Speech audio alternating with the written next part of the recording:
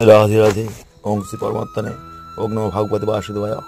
কলিবদ্ধ মানুষ যদি কৃষ্ণ ভাবনামৃত গ্রহণ না করে তাহলে তাদের অসুবিধা কি?